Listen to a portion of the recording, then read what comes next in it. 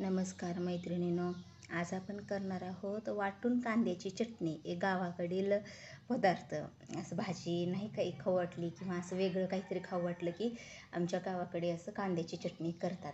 मी तुम्हाला कांद्याची सुकी भाजी पण टाकली एके दिवशी, आणि ती वेगळी आणि आता ही वेगळी. त्याच्यासाठी मी काही काही साहित्य घेतले तुम्हाला दाखवते. इथे ना मी आपला एक कांदा कट करून घेतला आहे. नंतर थोडीशी हळद, 1 चमचा तिखट, थोडं चवीनुसार मीठ, फोडणीसाठी मोहरी, जिरी, लसण, हे कच्चे शेंगदाणे आहेत आणि आपल्या तडका तडका पॅनमध्ये तेल घेतलेलं आहे आणि एक मिक्सरचं भांडं घेतलेलं आहे. तर आता ह्या मिक्सरच्या भांड्यामध्ये ना आपण हे साहित्य टाकू. अगोदर शेंगदाणे, नंतर आपला कांदा,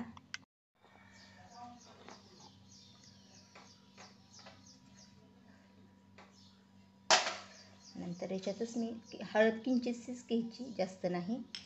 नंतर लाल तिखट, नंतर लसण, नंतर मीठ आणि जिरे ना आपण थोडेच घेणार आहोत ह्याच्यात, नंतर फोडणीत टाकणार आहोत काही. आणि आता ना हे मिक्सरवर मी बारीक पेस्ट करून घेते याची. तर आपली कांद्याची पेस्ट अशा प्रकारे झाली. आता मी ही एका वाटीत काढून घेते आणि आपलं तडक्यासाठी तेल गरम करते.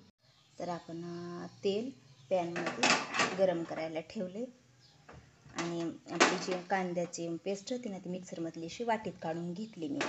आणि आता ना आपण तेल गरम झाले, याच्यात मोहरी टाकू. मोहरी तडतडली की नंतर जिरे टाकू.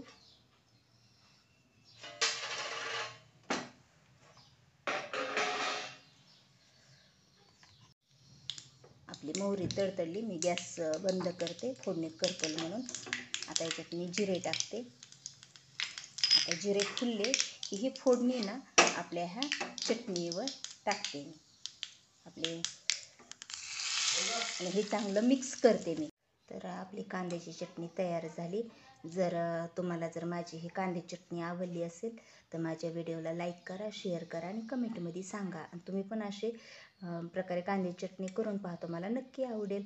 आणि ज्यांनी माझ्या चॅनलला सबस्क्राईब केलं नाही त्यांनी माझ्या चॅनलला सबस्क्राईब करा.